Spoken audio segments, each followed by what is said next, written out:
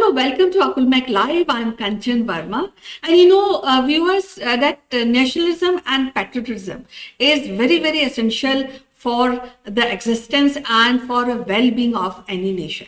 Because when we're talking about nationalism, that means we feel proud about our heritage, our culture, our language. And when we are talking about patriotism, that means we love our people and we want all goodness to come to our people. And there's one very important aspect when we talk about freedom struggle. And there's one incident which is Anandamath. And to discuss about this incident, which initiated the independence thought process in the people of India way back in 18th century. And to discuss about this, we have a special guest, Ritu Gupta, who is CEO of a four-season PR agency. A part of this, she has a great interest in Indian history. So before we start our discussion, let's welcome her.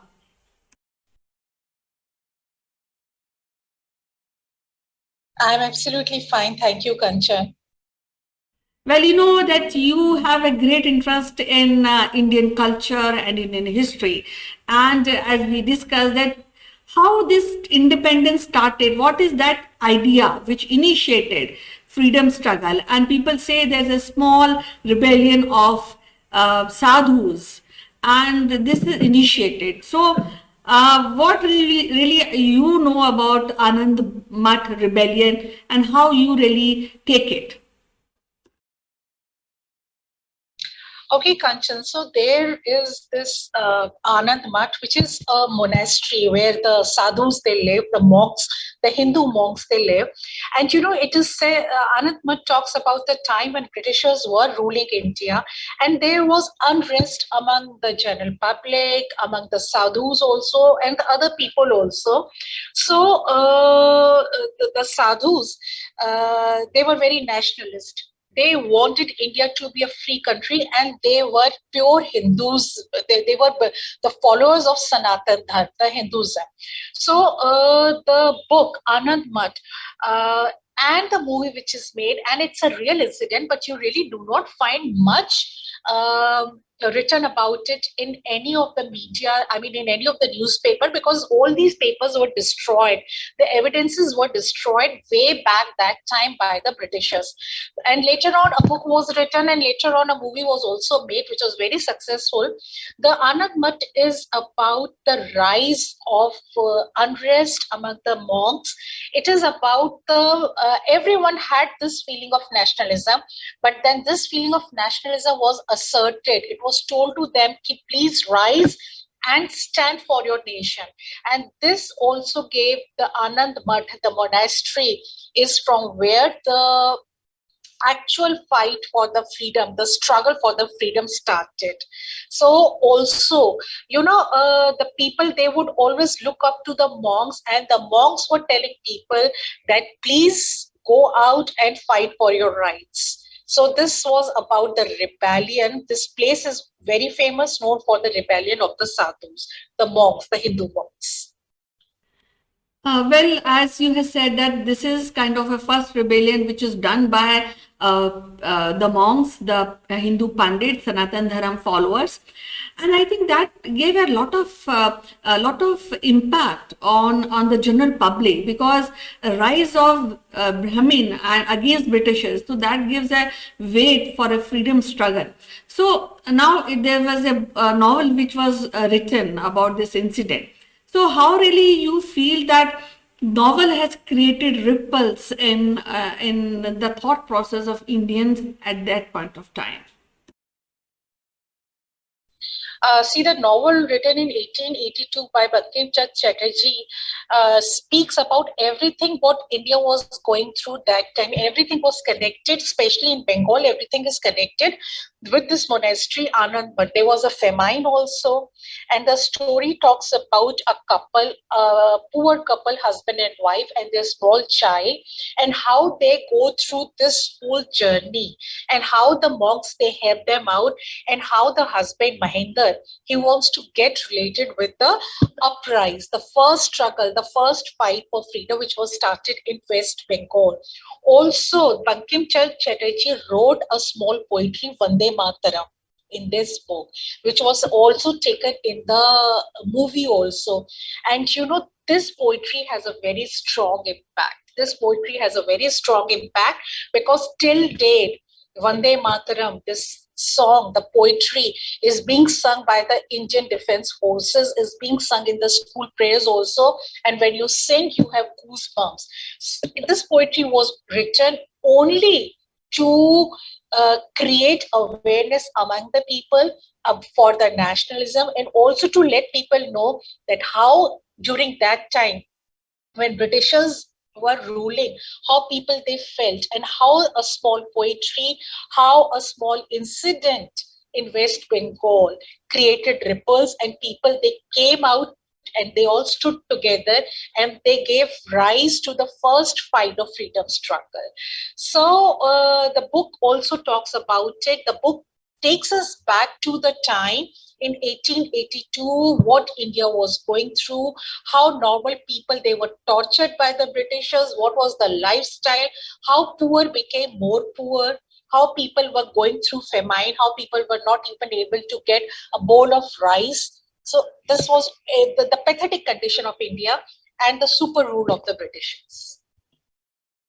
Well, once upon a time, India was called as Soni ki Chidiya, but during this British rule, we lost many things, and of course, the livelihood also was lost. The artisans lost their job and everything. And you mentioned Vande Mataram, and definitely Vande Mataram has a greater impact because even today, our Prime Minister finishes his speech by saying Vande Mataram. So I would like to ask you what the young generation really get the uh, teaching with this incident of Anand Math.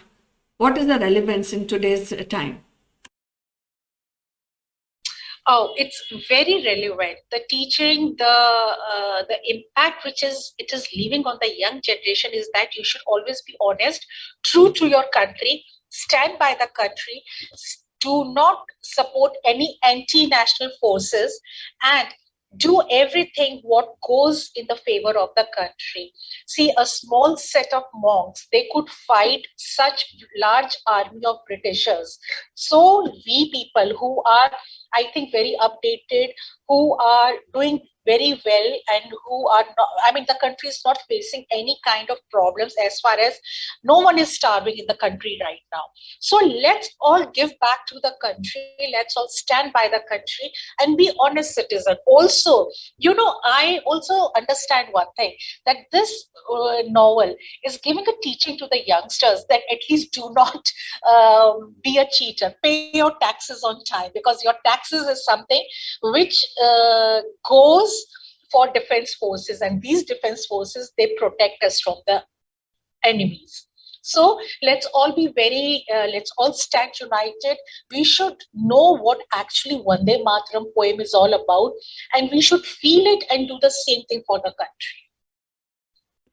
Well, definitely, because the Anand Math has a far-reaching effect because that gives a thought process for Indians to come out and fight for their right.